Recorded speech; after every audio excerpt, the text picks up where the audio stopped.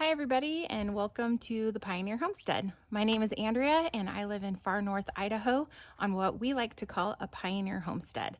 It is off-grid and the only form of electricity or any form of tapping into the grid is a generator that we use to pump our water, and sometimes we use at night for lights, but specifically if we need to charge things. So welcome.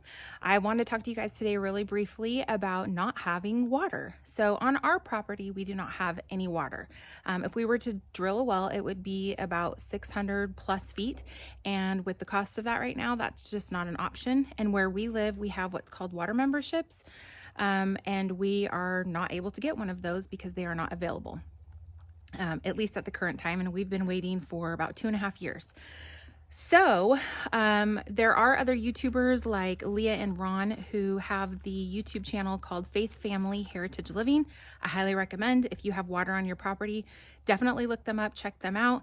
They give a lot of tips if you do have water, running water on your property, even if you have to haul it. I have gleaned a lot from them.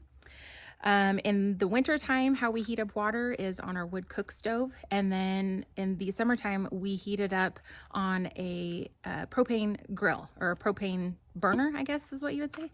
But any water that we get, we actually have to pump into a 350-gallon tank, and then it is gravity fed. So we do not have any regular running water on our property. So because we don't have a creek, we don't have a lake, we don't have a pond, anything like that, what we do is we take our trailer on our vehicle and we fill up 2 50-gallon barrels at a time from a local water source that we can get for pretty cheap, which is great. A huge blessing for us because as of right now, like I said, we have no water.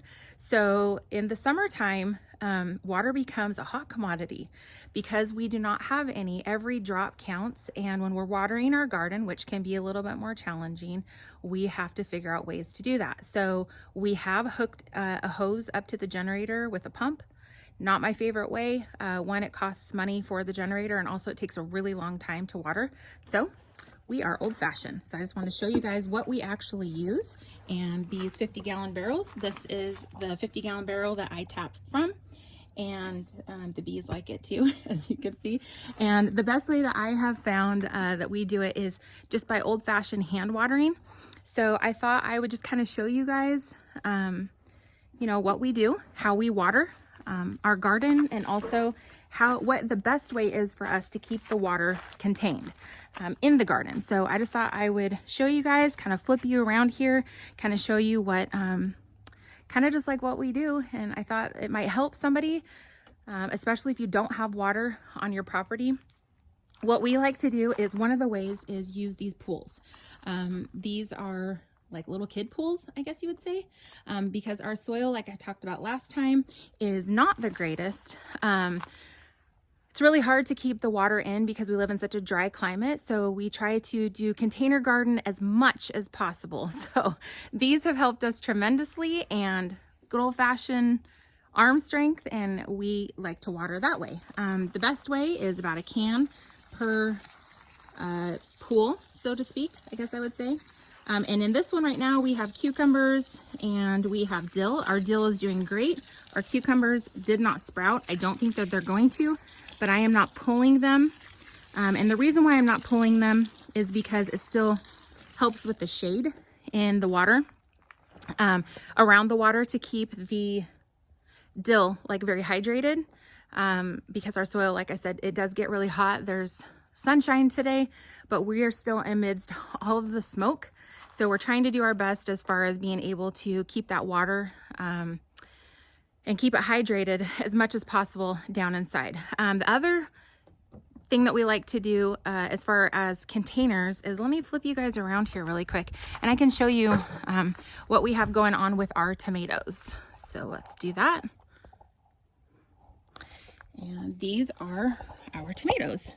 So we have this container that we actually salvaged, and then we put inside a tarp, and then we just filled it with the dirt. And so that seems to be working really good for us. The other thing that we have done is, let me show you guys, let me put this down. Let me show you guys what we have going on here. So we have a lot of like what we like to call raised beds These are pumpkins. Again, I've learned a lot from the Minimal Mom, and I do not think that these are going to sprout this year. We have had some beans growing, but they are not doing the greatest. I think because the deer got into them. But one of the things that we've been able to do is do this container. This has worked really good. This is our mint, our Moroccan mint, and our apple mint. We have some chicks and hens, or hens and chicks, I'm not sure how you say it, in there, which we think are absolutely wonderful. But anyways, it seems to work really good. And then obviously we have the strawberry bed here that has worked really well. These are strawberries just from this year, so it seems to have worked out really well. But if I could just encourage you guys in anything, it would be, do not let lack of water discourage you as much as you possibly can. Just try to find other sources if you can. If you can't use 50-gallon barrels, you know, you can use buckets. 5-gallon buckets work really good with lids on them. That's another great way to store water. So if you have the opportunity to store water for long term, that would also be something I would advise. But if you have a vehicle where you can put, you know, a 200-gallon tank, a 100-gallon tank on the back of your truck and haul it even, we've seen people with 350-gallon tanks. And be able to just haul it from wherever. You do need a pump, which does cost a little bit of money, but it's a long-term investment. So highly encourage you guys, don't give up. Do not give up if you don't have the proper watering system. And it's quiet too. That's another thing that I would say is it's very quiet out here, being able to just water and just, you know, just enjoy the birds and all the animals. And I did hear the turkeys a little while ago, but the thing is we have the boys help us too. That's another thing, is we do have the boys help us, which is great for them. They do enjoy helping, and they think it's fun and they love to see stuff grow. So highly recommend, you know, don't get discouraged. Just continue to keep finding ways. Check out other YouTubers. I know that, you know, you can get on the World Wide Web and find out as much as you can, read articles, just as much research as you possibly can. So I hope that encourages you, and know that we just do it the old-fashioned way with a watering can. And I would say probably all of our watering takes about 15 to 20 minutes, probably about 20 minutes by the time I walk back and forth. And obviously the placement of your barrels is a good one. We have switched 3 different times where we place our barrels, and also, you know, based on how we have changed the outside of our garden, like our fencing and that sort of thing right now, which is, it's very, very temporary. You can kind of see, you know, there's, you know, these sticks and things like that we have used. But the other thing that we've been working on is we have been working on getting ready to fertilize our raspberries and our blueberries for the winter season, getting those ready to fertilize them and then also be able to winterize them. So we have a wash tub, just like this one right here. We have a wash tub, and we took good soil and we have mixed it with coffee grounds, and we have sawdust in it, and which also helps retain the moisture here where it's really hot. And then also we will be mixing in the little rabbit pellets.